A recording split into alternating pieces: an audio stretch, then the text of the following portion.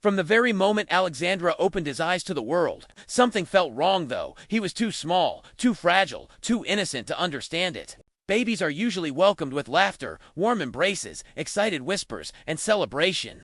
But Alexandra's arrival was greeted with silence, a heavy silence, the kind that hangs in the air when something unwanted has happened. His mother lay on the hospital bed, tears streaming down her face, not from joy, but from regret. She was only 16, a child herself. A girl who once dreamed of becoming a lawyer, a girl who saw life as a long, promising road, filled with opportunities. But all of that shifted the day Alexandra was placed in her arms. She didn't reach out for him. She didn't smile. She didn't whisper his name. Instead, she stared at him with an emptiness that pierced deeper than any blade. The nurses noticed, his father noticed, but no one said a word. From that day on, Alexandra carried a burden. He never asked for the burden of being born at the wrong time. His father tried, in the beginning, to love him. But love cannot bloom where resentment grows. His mother's bitterness seeped into the walls of their home, into every room, into every look she gave him. Time didn't heal her wounds, it hardened them. And as Alexandra grew, her silence transformed into coldness, and her coldness into hostility. Even as a toddler, he could sense that something about him was wrong in their eyes.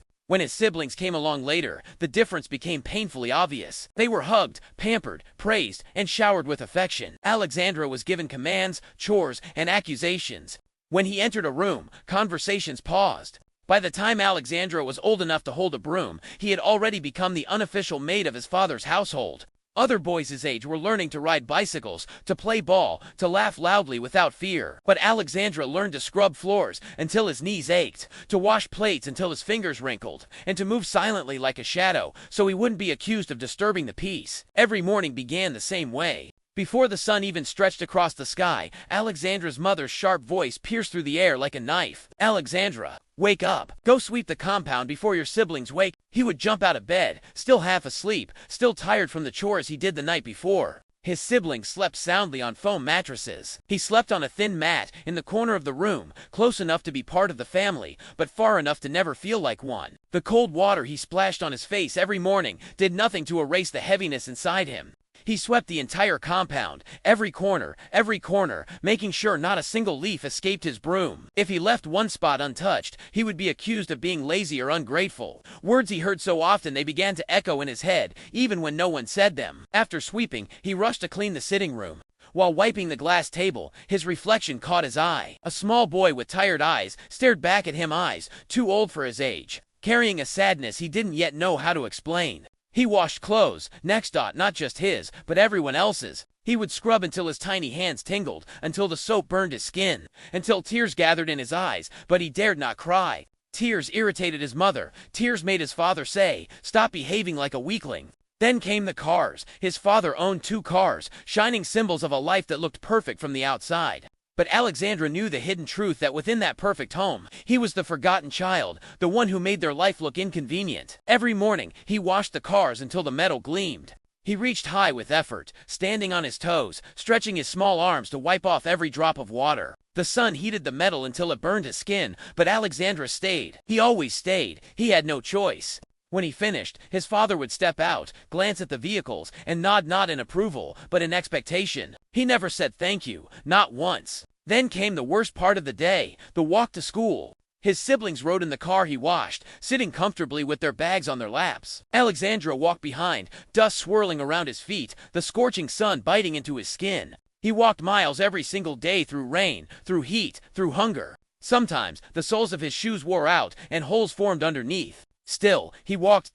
No one ever asked if he was tired. No one asked if he needed new shoes. No one cared. At school, Alexandra tried to blend in, but hunger often betrayed him. His stomach growled loudly, making other students laugh. He pretended not to care. He pretended not to hear the whispers. He looked so hungry. Why does he always look tired? Doesn't he eat at home? If only they knew. After school, while other children rushed home to rest or play, Alexandra rushed home to cook. Sometimes he stumbled through the door, drained from the long trek and exhausting classes. But the moment he arrived, his mother's voice cut through him like lightning. "Drop your bag and get inside that kitchen." He would cook pots of food: jollof rice, yam porridge, beans food. He wasn't allowed to eat until everyone else had taken their fill. By the time it was his turn, only scraps remained. He ate quietly, swallowing food and tears together. Sometimes he wasn't allowed to eat at all. "You've eaten too much this week," his mother would say Evan, when he hadn't eaten a proper meal in days. Night after night, Alexandra dragged his tired body to his corner of the room. His limbs throbbed, his back ached, but no one asked if he was okay. No one rubbed his shoulders. No one told him they were proud of him. He learned to carry pain like other children carried backpacks. He learned to smile so no one would see his heartbreak. There were no bedtime stories, no warm hands brushing his hair, no gentle voice reassuring him he mattered. Instead, he grew up learning to swallow tears before they reached his eyes. He learned to smile without expecting a smile in return. He learned to exist quietly, carefully, fearfully, always making sure he didn't become a problem. As he grew older, the truth became clearer. He was not seen as a child. He was not seen as a blessing. He was simply a reminder of his mother's lost youth, a reminder of dreams cut short, a reminder of a road she never got to follow. And so, Alexandra learned early that love was something other people received. Care was something other children were given. Affection was something he heard about, but never tasted. His mother's eyes followed him around the house like shadows, not with concern, not with worry, but with a quiet, boiling question that never needed to be spoken. Why were you born? Alexandra felt it every day. In her sighs, in her silence, in the way she looked past him. The road to school became Alexandra's personal battlefield. One he crossed every day with nothing but determination and a thin layer of hope. He had no bicycle, no transport fare, no shortcut, just his feet,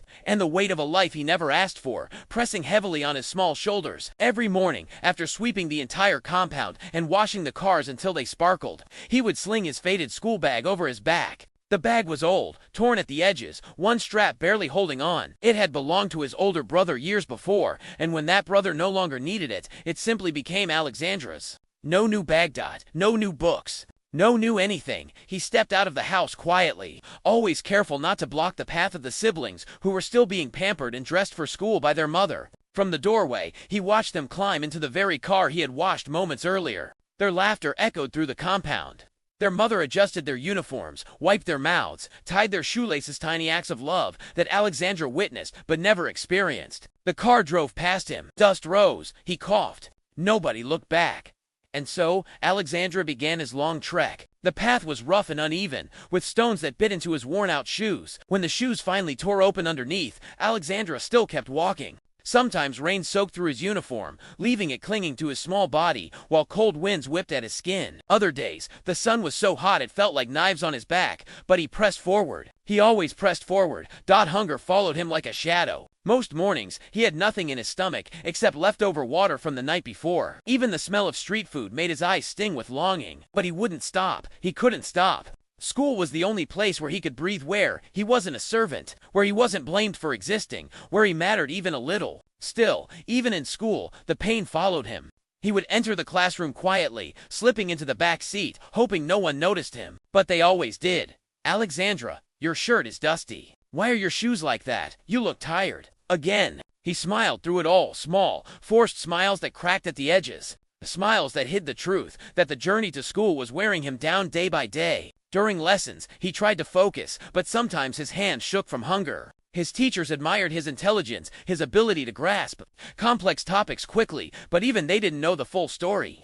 They didn't know about the chores, the insults, the isolation, the aching legs, the silent cries at night. At break time, other children opened their food flasks, revealing steaming jollof rice, sandwiches, fruits. Alexandra sat alone under a tree, pretending to read, pretending he wasn't hungry, pretending he didn't care, pretending he didn't feel pain stabbing deep in his stomach. Once, a friend offered him food. He shook his head. "I'm fine," he lied with a shaky smile. "I ate before coming." He hadn't. After school, the journey home was even worse. His legs felt heavy, his body sore from both chores and classes. But as he approached the house, his heart tightened. There was no rest waiting for him inside those walls. No chance to sit. No chance to breathe. There were pots to wash, foods to cut, floors to mop, laundry to scrub. Dinner to cook. And after everything, when everyone else had eaten their fill, he would be given whatever scraps were left, if any. When he finally lay down on his thin mat at night, he wasn't just tired. He was broken in ways no child should ever be broken. Hunger became Alexandra's closest companion, one that stayed with him longer than any family member ever did. It gnawed at him, morning, afternoon, and night, wrapping itself around his stomach like an unshakable curse. Every day, after trekking miles home from school, dust clinging to his sweaty skin, he wished just for once to enter the house and be told, "Go and rest first." But that wish never came true. The moment he walked through the gate, his mother's voice stabbed into him. "Alexandra, why are you just coming back? Go and change, then enter the kitchen." He never even had the chance to set his school bag down gently. He would toss it into a corner and rush into the kitchen, the same kitchen where he cooked food he was never allowed to fully eat. The kitchen was hot, especially in the afternoons. The small window didn't let much air in. As Alexandra stood over the stove, stirring a pot of beans or rice, sweat ran down his face. Mixing with tears, he quickly wiped away before anyone noticed. Sometimes he felt faint, especially on days he hadn't eaten since morning, but resting was not an option. "Don't burn the food. Hurry up. People are hungry. You are so slow. Alexandra, you're lucky we even let you stay in this house." Every harsh word pushed him deeper into silence. He learned to swallow insults the same way he swallowed hunger with trembling discipline. When the food was ready, his siblings gathered around the dining table, chatting excitedly as they fought over the biggest pieces of meat. His father sat in his usual chair, legs crossed, flipping through newspapers. Their mother served everyone generously, smiling at her other children in ways she had never once smiled at Alexandra. Alexandra stood by the doorway of the kitchen, hands clasped together, head slightly bowed. He waited, always waited for someone to tell him his turn had come. It never came early. It never came when the food was hot. Sometimes it didn't come at all. When everyone finished eating, his mother would shove the pot toward him. "If there is anything left, you can eat. If not, drink water and sleep." Most times, only grains of rice clung to the bottom. Bits of beans, a spoonful of cold soup. No protein, no portion meant for him. Just remnant scraps that symbolized how little he was valued. He would eat silently in a corner of the kitchen, using a broken plastic spoon,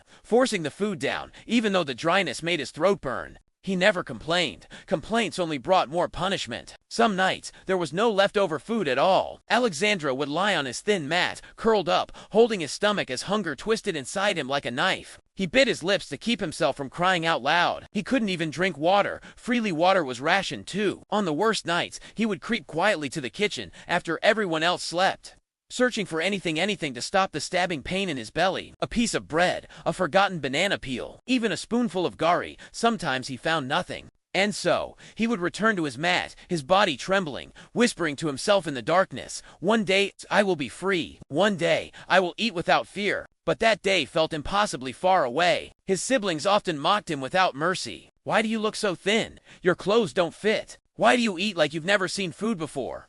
They didn't know he hadn't. His teachers noticed his shrinking frame, the way his cheeks sank, and his uniform hung loosely from his shoulders. One of them gently asked if he was eating well at home.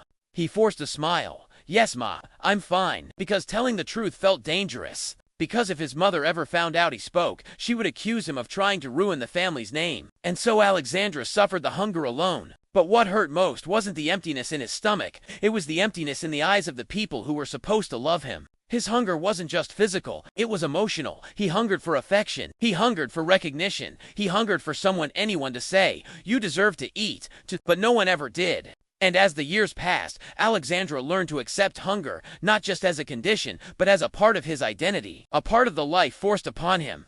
As Alexandra grew older, the weight of his mother's hatred grew heavier too. It was no longer something he could dismiss as childish imagination. It was real, sharp, visible, and present in every corner of their home.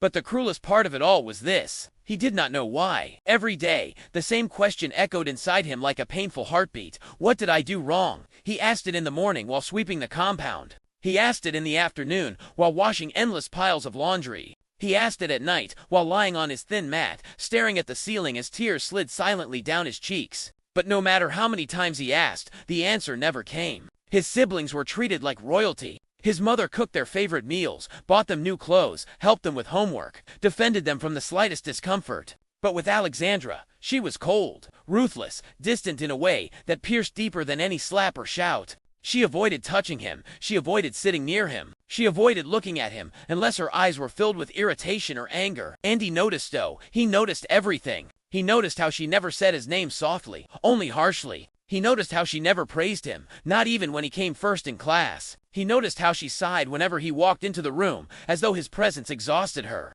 One afternoon, after school, Alexandra gathered the courage to ask her something simple. "Mama, did I do something wrong?" She froze. Her eyes hardened, her face turned away. "Go and wash the plates." And that was the end of their conversation. But that moment stayed with him. He watched other children outside playing with their mothers, laughing, being hugged, being loved. When he saw mothers spoon-feeding their little ones, fixing their hair, or calling them with affection, he felt a burning ache in his chest that he didn't know how to name. It was jealousy. It was longing. It was grief. Once, during a school parents' meeting, Alexandra stood at the gate watching families arrive. Some children ran into their mother's arms. Some fathers lifted their kids high into the air. The school compound buzzed with warmth and joy. Alexandra stood alone, hands folded behind his back, pretending he didn't care. Pretending his mother wasn't arriving late, intentionally. Pretending her cold stare when she finally stepped out of the car didn't kill him a little inside.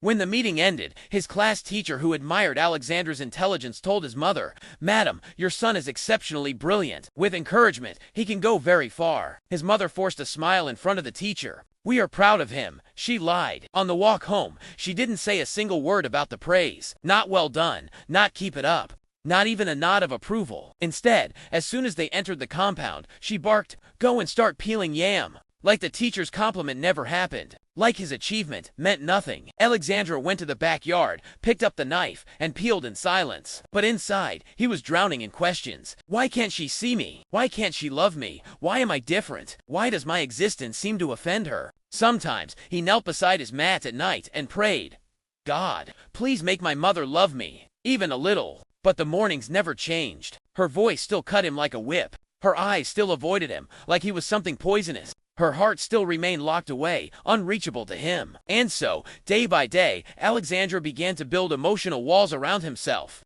Not out of anger, he was too gentle for that, but out of self-preservation. He learned to expect nothing, to hope for nothing, to avoid disappointment by not wishing for love at all. But still, the question haunted him. Why? Why me? What did I ever do? It was a question he carried into school, into sleep, into every breath. A question that slowly carved wounds in him, wounds that would take years to heal. He didn't know that the truth would one day reach him like a devastating blow, a truth that would explain everything, but break him in ways he never imagined. The truth was coming, slowly, silently, painfully. But for now, Alexandra remained trapped in the loneliness of not knowing. The truth didn't come to Alexandra gently. It didn't arrive with explanations or softness. It came like a blade, sharp, sudden, and merciless. He was 14 the day he discovered why his mother's eyes never held love for him. The day everything finally made sense, and yet nothing made sense at all. It was a Saturday afternoon, a quiet one. His siblings had gone to visit relatives, his father was out, and the house was strangely still.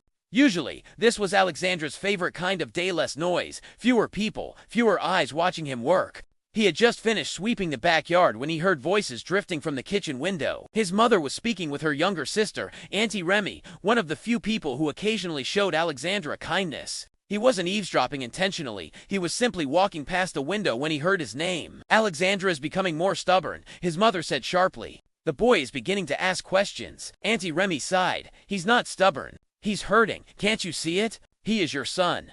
There was a long, bitter silence. Then Alexandra's mother replied, her voice shaken not with sadness, but anger. "Don't call him my son." Those words froze Alexandra where he stood. His breath caught, his heart thudded painfully. But the next words were even worse. "That boy destroyed my life. He took everything from me. Everything. I was 16. Remy, 16. I had dreams. I had a future. I wanted to study law, travel, become someone. But because of him, because he came into this world, I lost everything. My life ended the day he was born." Alexandra felt the ground tilt beneath him. Auntie Remy tried to calm her. "Sister, he did not choose to be born. It wasn't his fault. It doesn't matter." His mother snapped. "Every time I look at his face, I see the girl I used to be. The girl whose life was ruined. The girl whose dreams were buried. He is the reminder I never asked for. A reminder, a mistake, a burden." Alexandra's chest tightened until it hurt to breathe. He wanted to run. He wanted to scream. He wanted anyone to tell him he had heard wrong. But his mother wasn't finished. "I carried him in shame. I gave birth to him in pain. And every day since, I have suffered because of him. Tell me, Remy, how am I supposed to love the child who stole every chance I had at happiness?" Alexandra staggered backward, steadying himself against the wall. The world around him blurred. His ears rang, his throat closed. He felt something break inside him, something small and fragile that had been holding him together all these years.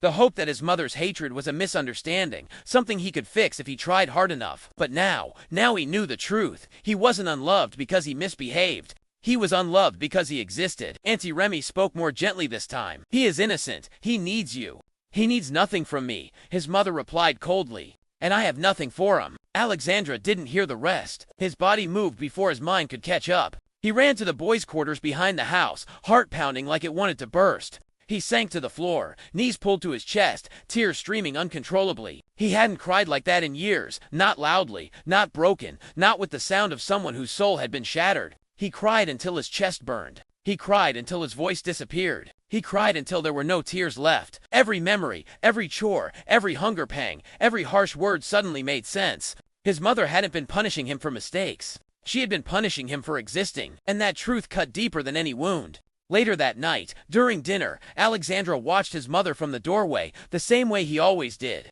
But this time, he didn't see anger. He saw pain. He saw resentment. He saw a woman who believed he was the thief of her dreams. And though the truth tore him apart, Alexandra felt something unexpected stir inside him, a small, bruised part of his heart whispering, maybe she hurts too. Maybe her hatred is just her pain wearing a mask. But even that gentle thought could not take away the sting of her words. That night, lying on his mat, Alexandra whispered to himself, I didn't ask to be born, but I will live. I will survive. I will prove I deserve to be here. And in that moment of deepest heartbreak, a seed was planted. A seed that would one day grow into unshakable strength. After learning the truth about why his mother despised him, Alexandra's world shattered, yet strangely, something inside him awakened. He spent days moving through the house like a quiet ghost, performing chores with even more precision than before.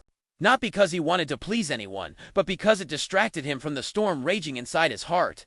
He swept the compound in silence. He cooked in silence.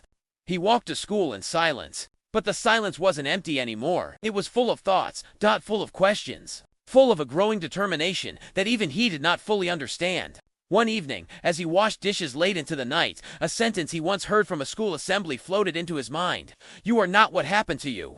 You are what you choose to become. Until that moment, Alexandra had always believed he was doomed to remain nothing. A shadow, a mistake, a servant in the home that should have loved him. But now he wanted to become something else. Something more. The small fire inside him. The next morning at school, Alexandra sat in the classroom earlier than usual. When the bell rang and his teacher began the lesson, he found himself listening with a hunger different from the physical starvation he knew so well. He listened because learning made him feel alive. He listened because books did not judge him. He listened because knowledge was the only thing in his life that made sense. And slowly, that small fire inside him grew. He started borrowing textbooks from classmates and returning them the very next day after, reading through the night with nothing but a candle stub for light. His eyes burned, but his mind soared. He found comfort in stories, in equations, in new words. He whispered to himself as though they were magic spells. He discovered that his mind was sharper than he ever realized, sharp enough to cut through the chains that life had put on him. A teacher who saw what the family didn't,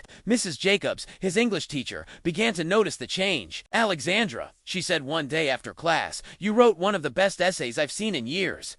You have a gift. Her words made his heart jump. A gift. Him. He tried to hide his smile, but it was too late. Mrs. Jacobs had already seen the flicker of hope in his eyes. Keep writing, she said softly. One day, your words will take you far, far. The word felt foreign. He had never imagined going anywhere beyond the walls of their compound or the dusty road to school. But for the first time, he allowed himself to imagine. The house that never changed. Back home, nothing improved. His mother still called his name with bitterness. His siblings still laughed at him. His father still ignored him unless he needed something done. But Alexandra had changed. When his mother shouted, he didn't shrink, he endured. When hunger clawed at his stomach, he told himself one day he would eat freely. When exhaustion threatened to overwhelm him, he remembered his teacher's words. You have a gift. He began keeping a small notebook hidden under his mat. At night, after the entire house fell asleep, he wrote. Sometimes he wrote about his pain. Sometimes he wrote small dreams, frightening dreams, because they felt impossible. Sometimes he wrote imaginary stories in which children like him were loved, protected, valued. Every word he wrote strengthened him. Every sentence became a piece of armor around his fragile heart. The first victory. During the second term exams, Alexandra came first in his class. His teacher announced it with a smile that warmed him in a way he hadn't felt in years. His classmates clapped for him. He bowed his head shyly, heat rushing to his cheeks. This was a moment he wanted to freeze forever. But when he got home and showed his report card to his mother, she barely looked at it. And so, she snapped, does first position put food on the table? Go and wash the bathroom. Her words stung, but they didn't break him. Not anymore. For the first time in his life, Alexandra didn't let her coldness bury his joy. He knew the truth. Her refusal to see his value didn't erase it. A new strength. As months passed, he grew bolder. Not in a rebellious way, he was too gentle for that, but in an inner, quiet way. He started talking to himself in the mirror. I will not be a mistake forever. I will leave this pain behind. I will become someone. He cleaned the house like always, but he no longer felt like a servant. He felt like someone preparing himself for a future greater than his present. He walked to school with tired legs, but his mind walked toward dreams he had only recently dared to imagine. He still cooked food he was forbidden to enjoy, but he fed himself something far more powerful, hope. And though his mother's resentment remained a cold wall between them, Alexandra slowly began to understand something profound. Her pain was her story, but his future would be his. This shift, this inner awakening was small, but it was enough to begin the journey that would one day take him far beyond the place that tried to break him. It was enough to prepare him for the miracle that was waiting just ahead. The days had grown heavier for Alexandra. Each morning, he rose before the sun, his muscles aching from endless chores, his stomach gnawing from a lack of food. Yet, he never allowed himself to complain. He had learned early that complaining only drew ridicule. He cleaned every corner of the house until it sparkled, washed the cars under the blazing sun, and trekked miles to school, often hungry and exhausted. Even after long, stressful classes, he returned home to cook meals for the very family that treated him like an outsider. Some nights, as he scrubbed the floors or swept the veranda, he wondered why life seemed to single him out for suffering. Why had he been born into this family, only to be pushed to the margins? The weight of neglect. His father rarely spoke to him, and when he did, it was only to criticize. His siblings mocked him, calling him clumsy, useless, or slow. Alexandra learned to move silently, to disappear into the corners of the house, to work without seeking attention or praise. But it wasn't just neglect, it was deliberate cruelty. Food was rationed unfairly. He cooked for the family, but wasn't allowed to eat enough to fill his own belly. Sometimes, he had to hide in a corner just to nibble on scraps. He felt invisible, as if his existence was a burden, a mistake that everyone quietly tolerated. School was no escape. Even at school, Alexandra carried the weight of exhaustion. His mind was sharp, brilliant even, but his body betrayed him. Hunger made it difficult to concentrate. Fatigue made it hard to sit through lessons without nodding off. Yet, he excelled. He absorbed knowledge like a sponge, stayed late to study, and refused to let circumstances steal his potential. Teachers began to notice him not for his appearance or the tiredness in his eyes, but for his intellect, his curiosity, his brilliance. Yet at home, no one celebrated his achievements. Instead, they reminded him of his place, of his duties, of the pain he brought into the family. A painful discovery. One evening, Alexandra returned from school, his body weary, his mind foggy from hunger and exhaustion. His mother was in the kitchen, her face shadowed with weariness. Alexandra noticed a quiet tension in her movements, the way she avoided meeting his eyes. Curiosity and a strange mixture of fear and longing compelled him to speak. Why do you treat me this way, Mama? His mother paused, her hands trembling over the cooking pot. She looked at him, her eyes misted with memories he couldn't yet understand. It's not you, Alexandra. It's me. Alexandra frowned, confusion mixing with the exhaustion in his veins. What do you mean? She sighed, a sound heavy with years of regret and pain. When I had you, I was just a child myself. I had dreams of a bright, beautiful future. I was meant to travel, to learn, to create, to live freely. And then I got pregnant. At that age, at that time, everything was taken from me. Her voice broke, revealing a vulnerability he had never seen. I couldn't bear that my life was ruined, and seeing you, it reminded me of all I lost. So I projected my pain onto you. I treated you like a burden because I couldn't forgive the timing of your birth. Alexandra's heart ached, but it was not just anger, it was empathy, understanding, and grief for the woman he had never truly known. He realized that the cruelty was not born from hate, but from a deep unhealed pain that had festered over the years. A complex love. That night, Alexandra lay awake in his small corner of the house. The revelation of his mother's suffering changed something inside him. It didn't erase the years of neglect, of hunger, of ridicule, but it gave him context. He could see now that she was also trapped, wounded by circumstances, forced to navigate a life she hadn't chosen. He loved her still, despite everything, and he forgave her not because she deserved forgiveness, but because he refused to let bitterness control the rest of his life. But even as he forgave, he knew his own journey was just beginning. He was brilliant, resilient, and determined. And someday, he vowed, he would escape the shadows of this house, pursue the future he deserved, and carry not just himself, but the lessons of this pain into a life of purpose and triumph. A quiet resolve. Alexandra's resolve crystallized into something unbreakable that night. He would study harder, push further, and endure every hardship because he knew deep down that his suffering would not define him. It would fuel him. The house might try to crush him, hunger might weaken him, ridicule might sting, but he would rise. And when the world finally saw him, they would see not the boy forced to clean floors and trek miles, but the man who had endured, survived, and conquered the weight of a lifetime of pain. Alexandra, this could be the way out. This could be my chance. He submitted the application with trembling hands and a heart full of anticipation. Weeks passed in agonizing silence, every day a test of patience. He imagined rejection, imagined failure, imagined being sent back to the life he had worked so hard to endure. Then, finally, the letter arrived. Scholarship office. Congratulations! You have been selected to study journalism at our university in South Africa. Alexandra dropped to his knees, tears streaming freely. For the first time in his life, he allowed himself to hope. He would leave the house that had been both a prison and a classroom of suffering. He would leave the hunger, the ridicule, the endless chores, and he would step into a world where his brilliance could finally flourish. A heart full of gratitude and pain. Even as he celebrated, Alexandra carried the weight of the years behind him. He remembered the hunger that had hollowed his stomach, the ridicule that had bruised his spirit, the nights he had cried alone after finishing chores and homework.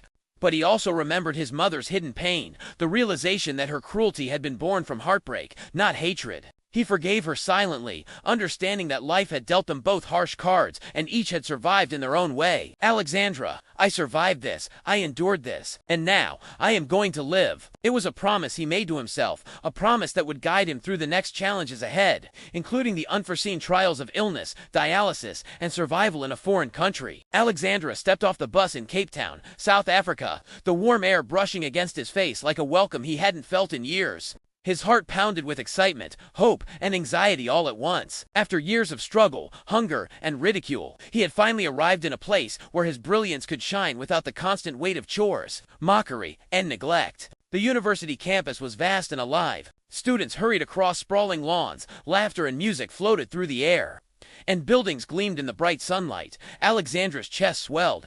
This was the world he had dreamed of, a world he had fought for with every ounce of his being. Yet, despite the excitement, he felt a flicker of fear.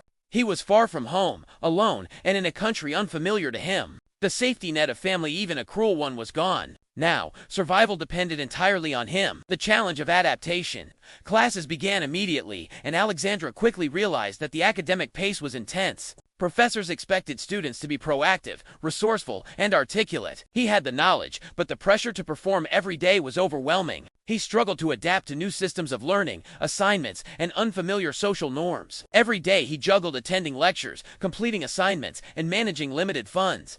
Sometimes he went without meals just to pay for printing or bus fares across campus. Hunger had been his constant companion for so long, and even now, it reminded him of the battles he had endured. Despite the difficulty, Alexandra refused to give up. Each challenge reminded him of the years he had endured at home. He had survived hunger, ridicule, and neglect. He could endure this too. The spark of triumph. It didn't take long for his brilliance to be noticed. Professors were impressed by his insight, his ability to think critically, and the clarity of his writing. Alexandra, once invisible at home, now commanded attention in lectures, discussions, and seminars. One afternoon, his journalism professor approached him after class. "Professor Alexandra, your article on social inequality was one of the best I've read in years. Have you considered submitting it to the campus newspaper?" Alexandra's heart raced. Recognition. For the first time, he felt that his voice could reach beyond himself, that his words could have weight, influence, and meaning. "Alexandra, I would love to, sir." And so he began writing for the campus newspaper, pouring his experiences, his observations, and his passion into stories that resonated with others. His voice became his power, his pen a shield against the years of invisibility he had endured. Friendships and support. Alexandra slowly built friendships. Students admired his resilience, intellect, and integrity. He found companions who valued him for his mind and character, not his background. Late-night study sessions, shared meals with friends, and long conversations about dreams and struggles became the new rhythm of his life. Alexandra experienced a sense of belonging he had never known, a stark contrast to the ridicule and neglect of his childhood home. Yet, even amidst these victories, he felt the lingering shadow of his past. Nights were hardest. He remembered the hunger, the scorn, the weight of chores that never ended. The memories haunted him, sometimes threatening to sap his energy and hope. A warning from the body. By his second semester, subtle signs of physical weakness began to appear. Alexandra would feel dizzy after long walks across campus, or faint from exhaustion during late-night study sessions. At first, he ignored them, thinking they were remnants of years of hunger and overwork. One evening, while walking back from the library, he collapsed. Panic and fear gripped him as he struggled to regain consciousness. A kind student helped him to the campus clinic, where doctors ran tests. The results shocked him. Kidney function was severely compromised. "Doctor, you need immediate treatment. Alexandra, this is serious. If not addressed, it could be fatal." Alexandra's mind raced. Years of struggle had taught him endurance. But this challenge felt different. He couldn't simply work harder, endure longer, or push through. Survival now depended on medicine, dialysis, and luck. Resolve amidst fear. Even in the face of a potentially fatal diagnosis, Alexandra refused to lose hope. He reminded himself of the promise he had made to himself years ago: to survive, to rise, to create a life beyond the constraints of neglect and suffering. He would undergo dialysis, travel to India if necessary for treatment, and fight for his life just as fiercely as he had fought for every other victory in his existence. He whispered to himself in the hospital bed, "Alexandra, I have survived hunger, cruelty, and despair. I will survive this too. My life is mine. I will not surrender." And so, Alexandra faced the next chapter of his journey with determination, courage, and the unbreakable spirit that had carried him from a home of neglect to the doorstep of opportunity. The journey to India for treatment was long and exhausting. Alexandra had never traveled so far from home, and the uncertainty gnawed at him. The flight, the foreign language, the strange streets, and the bustling hospital overwhelmed him, but he pressed on. He reminded himself of the years he had endured, the hunger, the ridicule, the endless chores. This battle for his own life was yet another test, and he was determined to survive. The first dialysis session. The first day of dialysis was terrifying. Alexandra lay on the sterile hospital bed, hooked up to machines that hummed and whirred, feeling a strange chill as the needles pierced his veins. He clenched his fists, fighting panic. The memories of home, the neglect, the hunger, the exhaustion flooded him, blending with the fear of death. "Nurse, relax. Alexandra. The machine will help filter your blood.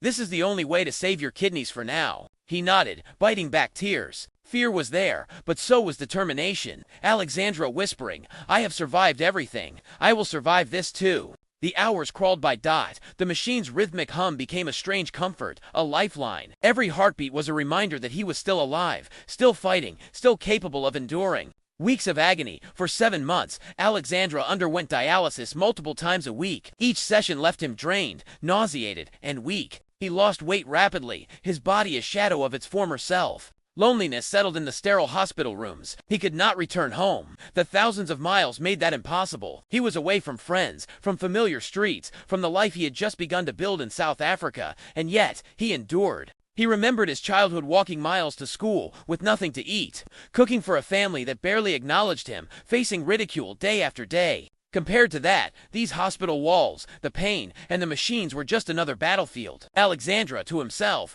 "This is hard, but nothing I've ever faced is harder than the life I've already lived. I can do this." Moments of despair.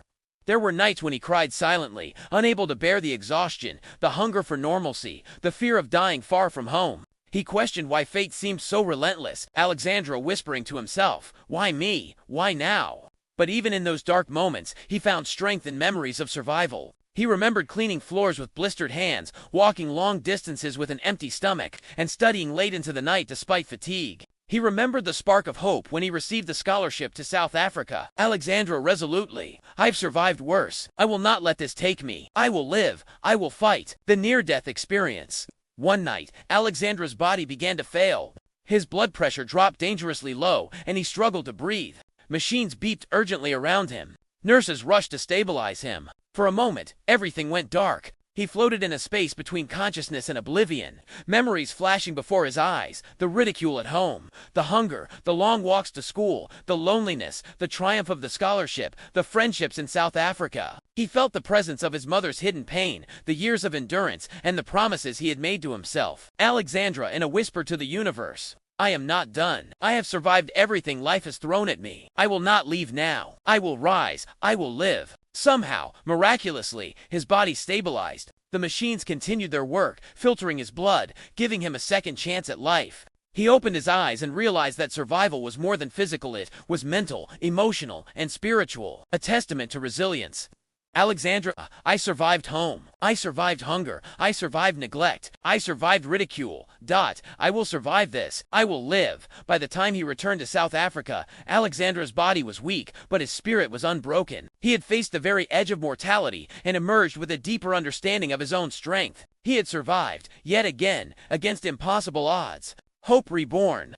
As he stepped off the plane, feeling the South African sun on his face once more, Alexandra smiled. Life had tested him in ways most people could not imagine, but the fire within him burned brighter than ever. He knew there would be challenges ahead, life after dialysis, rebuilding his body, continuing his studies, but he also knew this: nothing could break him. He had endured the cruelty of his family, hunger, ridicule, and near-death itself, and he had survived. Alexandra's journey was far from over, but now he carried a strength that no illness, no hardship, no betrayal could ever take away. Alexandra whispering to himself, I am here. I am alive. I am unstoppable. Months had passed since Alexandra returned from India. His body, though still weak from months of dialysis, was slowly regaining strength. Each morning, he forced himself out of bed, stretching muscles that had long been dormant, walking through the sunlight with careful, deliberate steps. Life was no longer a test of survival. Alone, it was a test of rebuilding, of reclaiming the dreams that had been deferred by years of neglect, hunger, and illness. Returning to the classroom, Alexandra returned to his university classes with renewed determination.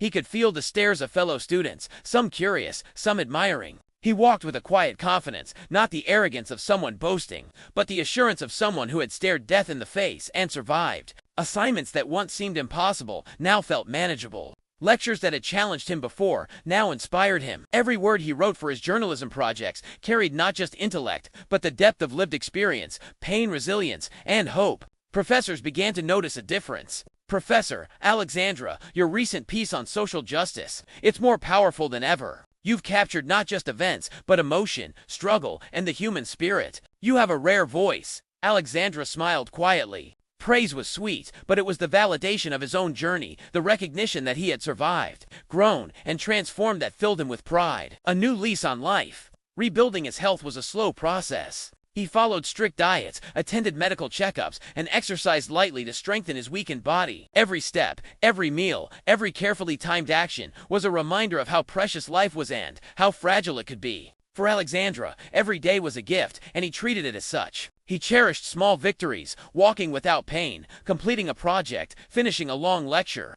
or simply enjoying a meal without fear or hunger. Friends and mentors watched in awe as the boy who had once struggled for basic survival now thrived in a world that had seemed impossible. They saw not just resilience, but brilliance, shaped and tempered by hardship. Graduation day. Finally, the long-awaited day arrived. Alexandra's graduation ceremony was a kaleidoscope of emotions, pride, relief, and triumph, mingled with memories of every hardship he had endured. He walked across the stage, shaking hands with professors, the sunlight glinting off his cap and gown. Cameras clicked, and applause rang out, but Alexandra felt it all inwardly. He thought of the empty plates he had eaten from as a child, of the scorn in his home, of the hours spent walking to school and cleaning floors. Every obstacle had led him here. When his name was called and he received his degree in journalism, Alexandra allowed himself a long, deep breath. He had done more than survive. He had thrived. He had taken every ounce of pain and turned it into power. Reflections on the past. Later, sitting beneath a tree on campus, Alexandra reflected on his journey. His mother's pain, the ridicule of his father and siblings, the hunger and exhaustion, the loneliness, and finally, the life-threatening illness, all of it had shaped him. Yet, instead of bitterness, he felt understanding. His mother's suffering, though misdirected, had been born of her own shattered dreams. His family's cruelty, though devastating, had forced him to develop endurance, discipline, and resilience beyond his years. He whispered quietly to himself, Alexandra, I have suffered, yes, but I have also survived. I have endured, yes, but I have also risen. This is my life, and it is mine to shape. Looking to the future, Alexandra began working in journalism immediately after graduation. He wrote stories that mattered, stories about inequality, survival, and human resilience. He dedicated himself to amplifying voices that had been silenced, inspired by the years he had lived in invisibility and hardship. He traveled, interviewed, and reported with courage. Everywhere he went, his story reminded others that no circumstance could define a person's destiny, only their choices, their perseverance, and their will to rise above it all. He also focused on his health, attending regular checkups and leading a lifestyle that honored the second chance he had been given. Life had tested him in unimaginable ways, but Alexandra had emerged unbroken, stronger than ever. A moment of closure. One evening, Alexandra visited the old mango tree near his childhood home, a place where he had often sought solace during the long years of neglect and hunger. He sat beneath its branches, looking up at the sky. He thought of the boy who had walked miles to school, cooked meals for an indifferent family, and endured ridicule. He thought of the months in India, lying weak on a dialysis bed, wondering if he would survive. Andy smiled. Alexandra, you survived. Boy, you lived. You rose. And now, the world is yours. For the first time, Alexandra felt complete. He had faced every trial: neglect, hunger, illness, and emerged, not just alive, but triumphant. His past had shaped him, but it no longer bound him. The future was his too, right? And he would write it with courage, passion, and a heart that refused to be broken. Closing thought. Alexandra's story was not just about survival, it was about triumph, resilience, and the indomitable human spirit. From the boy who cleaned floors and went hungry in his father's house, to the man who faced death and reclaimed life, he had proven that suffering could forge strength, that pain could cultivate wisdom, and that the human spirit could rise, even from the deepest darkness. And as the sun set on the horizon, bathing the world in golden light, Alexandra knew one undeniable truth. He had endured, he had risen, and he would never ever be defeated again. The years that followed Alexandra's graduation were a testament not only to survival but to the strength of the human spirit. He had endured ridicule, hunger, neglect, and illness, and yet he had emerged stronger, wiser, and more determined than ever. By now, Alexandra was no longer just a student or a survivor. He had become a voice, a symbol, and a force. His articles reached thousands, telling stories of injustice, inequality, and resilience. He gave a voice to those who had been silenced, inspired those who had been forgotten, and reminded the world that hardship was not the end. It could be the beginning of greatness. Returning to roots. Despite the life he had built abroad, Alexandra never forgot where he came from. The house that had once been a prison of neglect and ridicule still stood, but Alexandra walked through it not as a victim, but as a man who had reclaimed his power. He visited his mother, now older and quieter, carrying a mix of regret and understanding. Mother, Alexandra, you've grown into a man I barely recognize.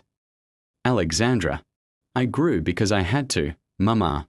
And I forgive you, not because you were right, but because I refused to carry anger for the rest of my life. Tears fell silently from both of them. The years of pain, the resentment, the heartbreak, they had all led to this moment of fragile reconciliation. Alexandra didn't expect perfection, but he had found peace. Helping others rise. Alexandra dedicated himself to helping young people from disadvantaged backgrounds, especially those whose childhood mirrored his own. He established mentorship programs, scholarship funds, and writing workshops. Every student he guided reminded him of his younger self, the boy walking miles to school with an empty stomach, the boy who cleaned floors and endured ridicule, the boy who refused to give up. Student, Alexandra, I don't know how you did it, how you survived all that and still kept going.